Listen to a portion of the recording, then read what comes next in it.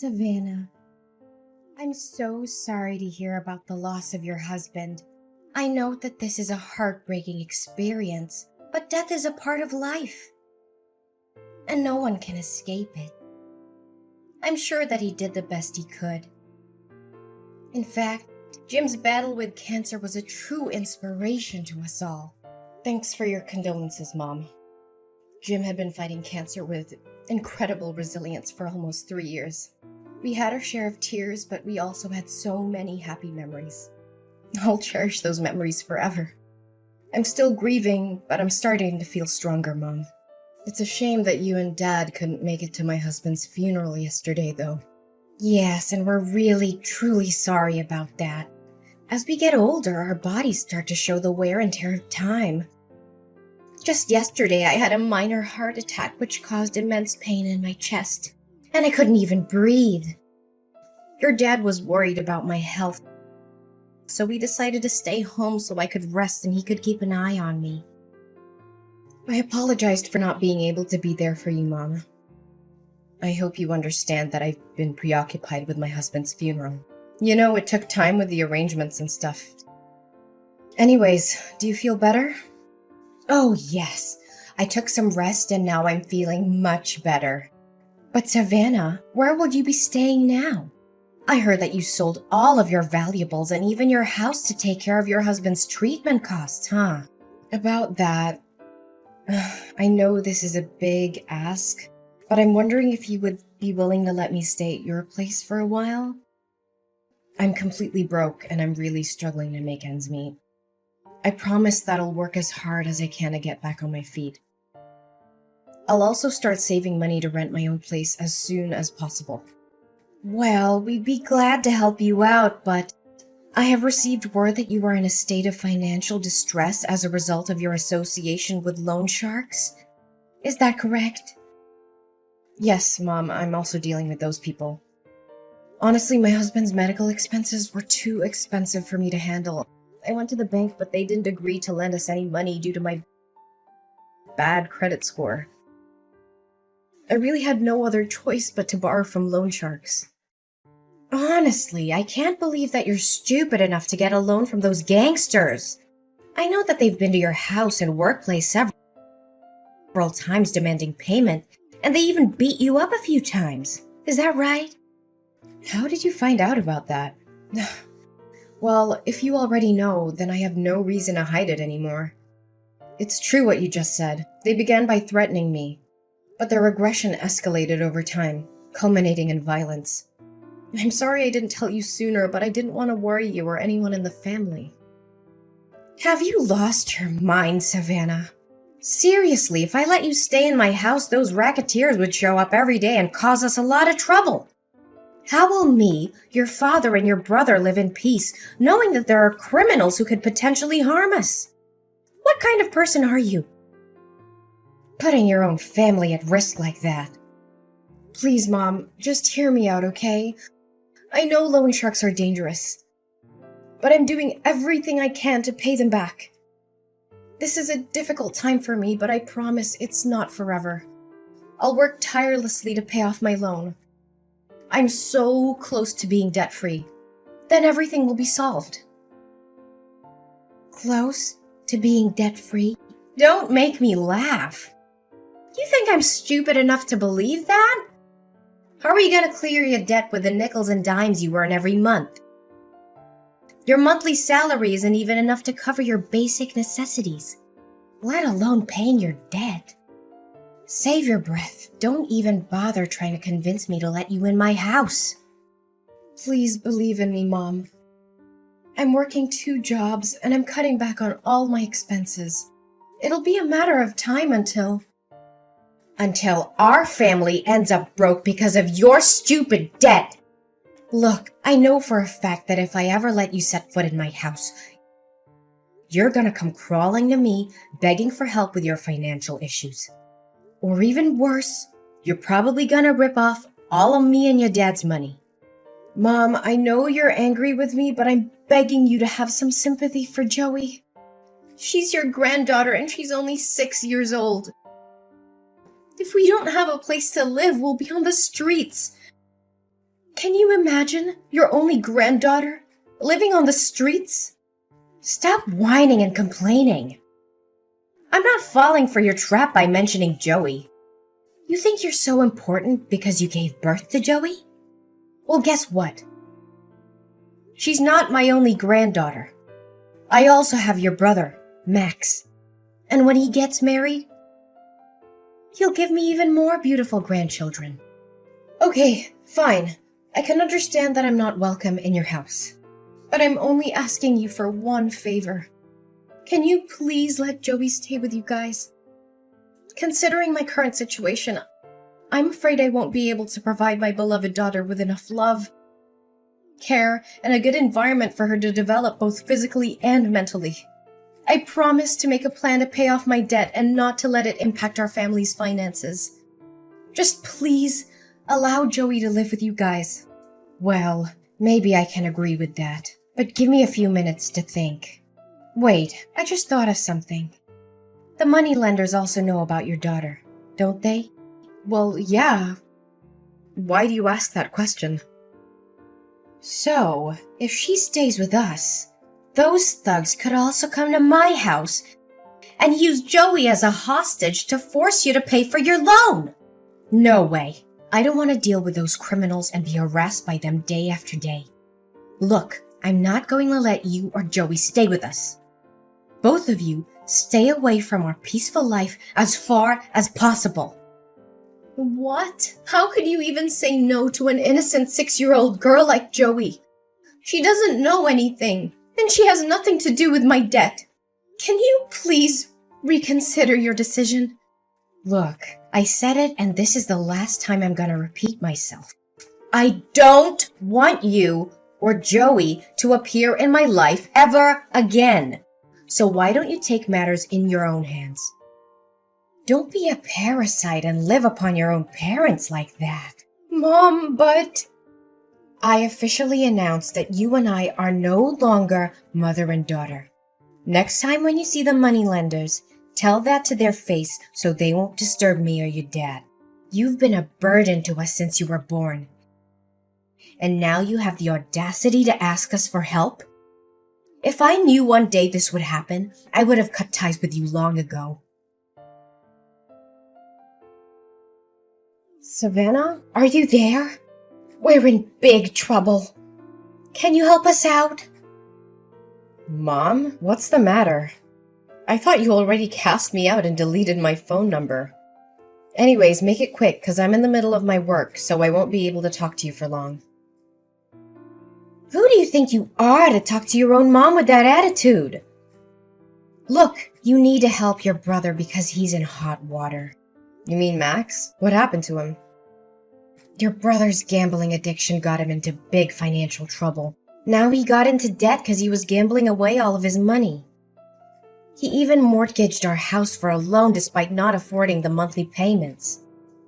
We're in a really bad position right now. If we don't do anything about it, there's a high chance we'll lose our house. Goodness, why am I not even surprised? You already know that Max is addicted to gambling a long time ago, but you never did anything to stop him. When I warned you about the consequences, you told me to shut up. Mind my own business and that he was just gambling for fun. Honestly, Max being in debt is the outcome that you could have easily avoided, but you chose not to. I know, Savannah, and I regret not having taken any action. But what's the point of crying over spilled milk? The most pressing matter at hand is to find a solution to the current predicament. Would you agree, my dear? You know what they say, blood is thicker than water. We're family, right?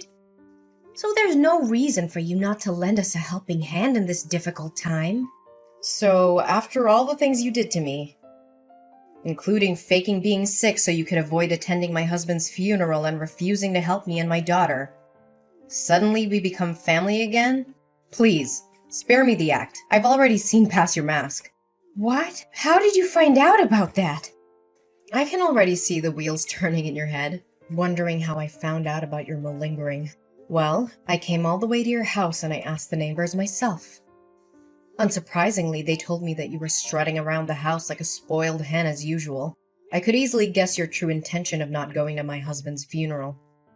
Either you wanted to avoid getting yourself into trouble with the loan sharks, or you were just too afraid that I would ask you for help.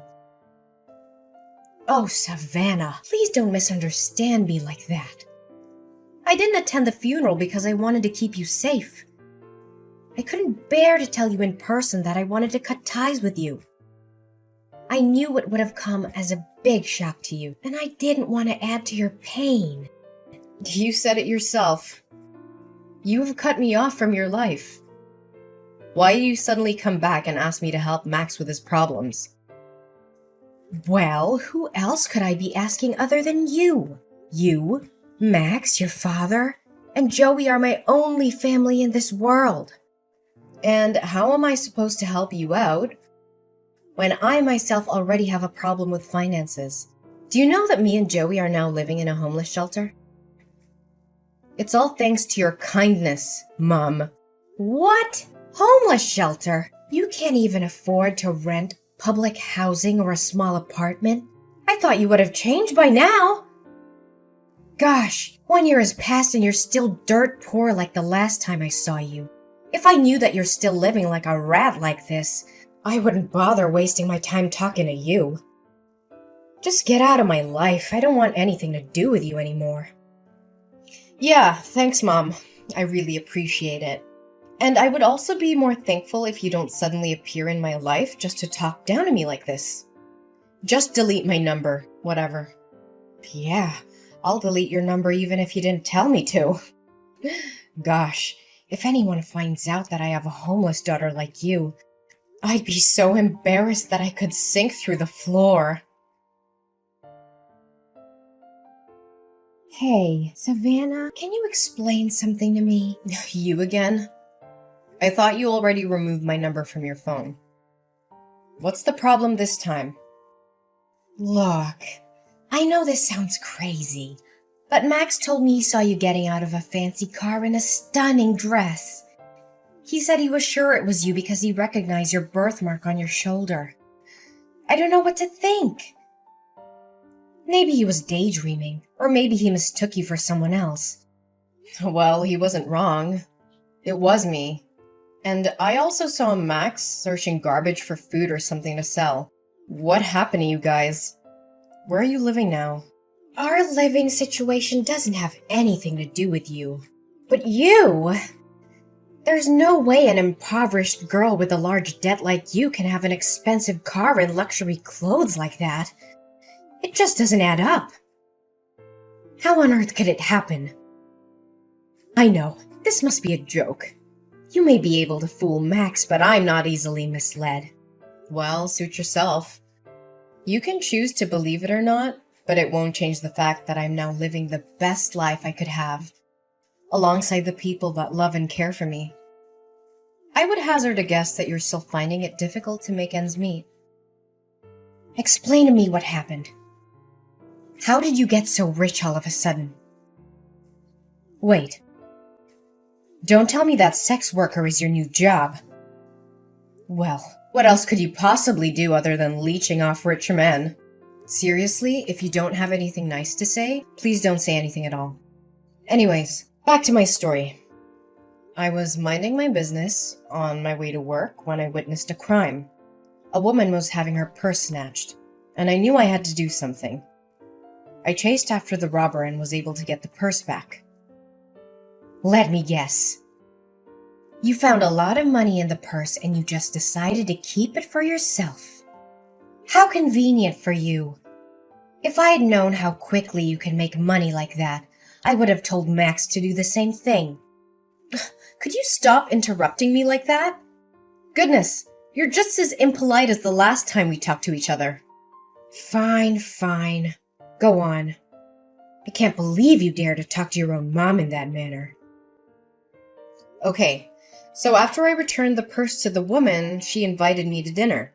We shared our stories with each other, and it turned out that she was a wealthy woman named Daisy, whose husband, Mr. Johnson, owned a famous fine dining chain.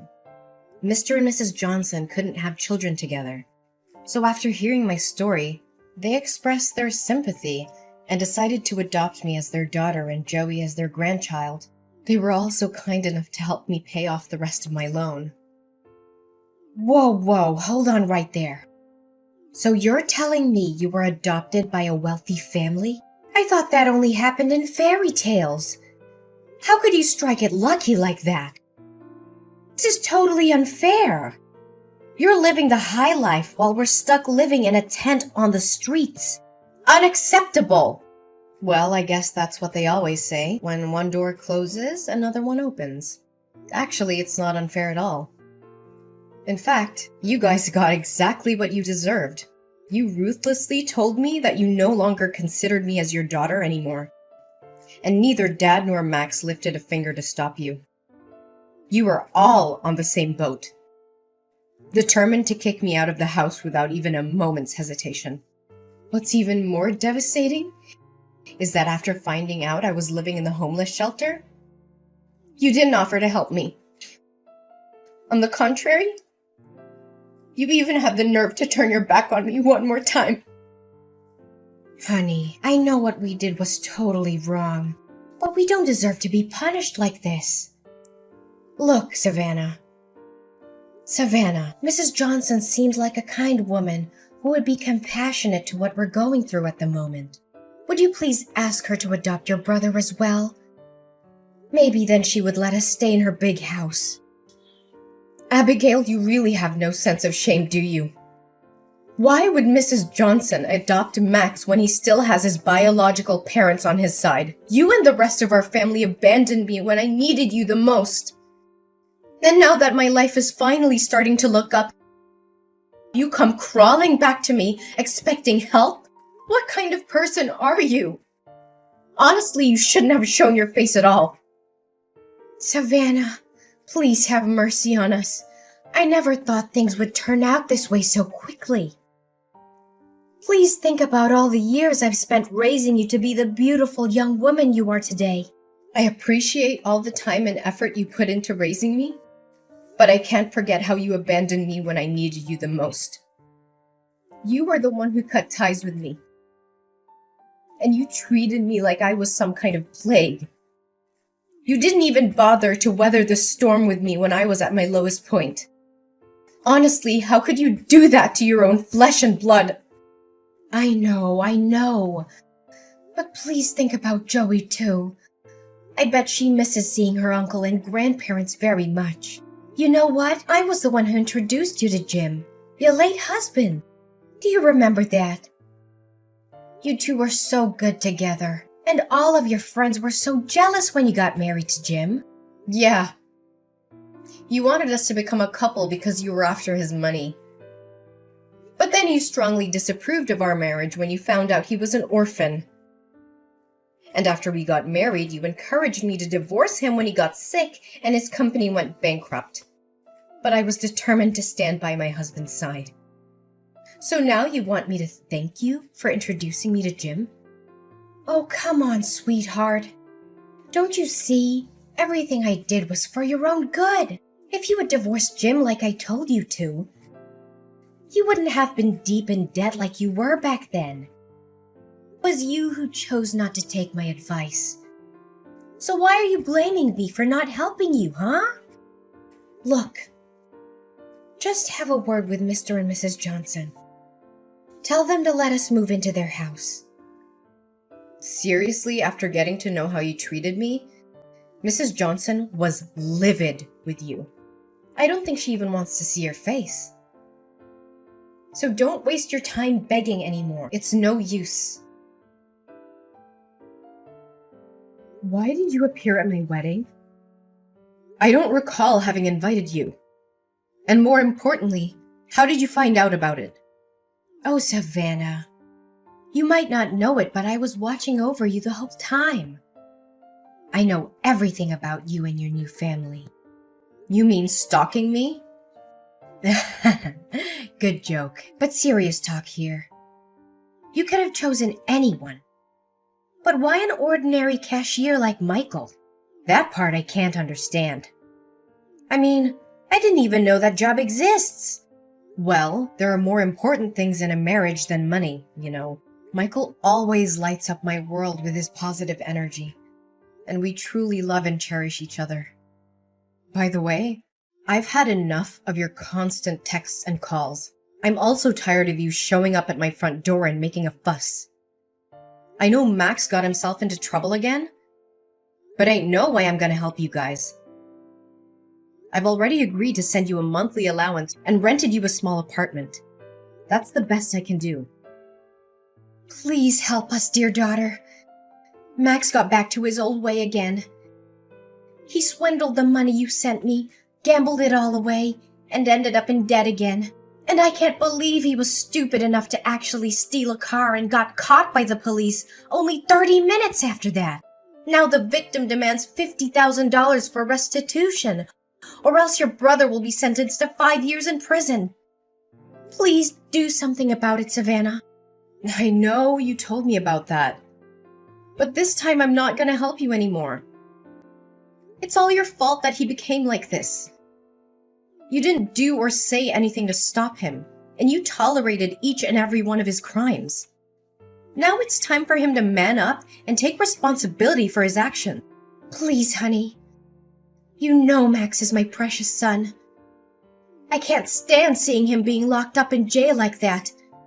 You saw me kneel down and beg for your forgiveness at your wedding. I know we did you wrong. But please give us another chance. It's none of my concern. You should consider yourself lucky that I even let you sit through my whole wedding, even though you cried and made a scene the whole time. My adoptive parents were this close to calling the bodyguard to kick you out. I told you already, I'm not going to help you anymore. Max has to learn his lesson, and so do you. My mother, Abigail, was desperate to help my brother Max avoid getting arrested for the crime he had committed. She couldn't afford to pay the restitution the court had ordered, so she came up with a crazy plan. She used a fake gun to rob a bank. She was arrested almost immediately and sentenced to 2 years in prison. I do feel sorry for Max and my mom. I visited them in jail every now and then, but they always became angry when they saw me. They threw fits and blamed me for their being in jail. They seemed to be unable to see the error of their ways. After my dad left alone in the house, I invited him to live with us and my husband Michael. However, he refused, feeling ashamed of what he had done to me. He chose to live by himself in the apartment that I had rented for him. I hope that in the future, I'll be able to convince him to move in with us. After all, we are still a family.